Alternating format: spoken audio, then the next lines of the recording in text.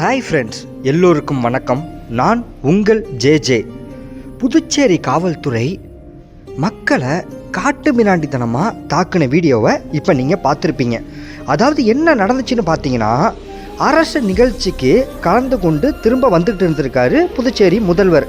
அப்போ பார்த்தீங்கன்னா பிடபிள்யூடியில் 10 வருஷமாக கடந்த 10 வருஷமாக வெறும் ஒப்பந்த தொழிலாளர்களாக ஒர்க் பண்ணிகிட்டு இருக்காங்க.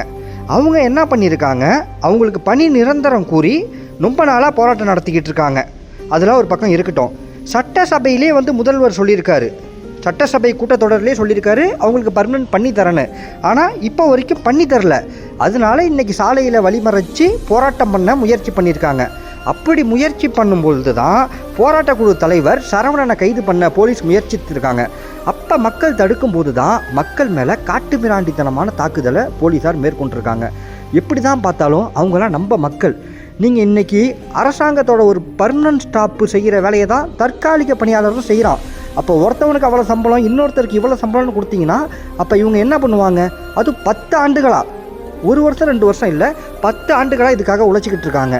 இந்த மாதிரி பொதுமக்களை தாக்குறத வன்மையாக நம்ம எல்லாம் கண்டிக்கணும். நான் உங்கள் ஜே.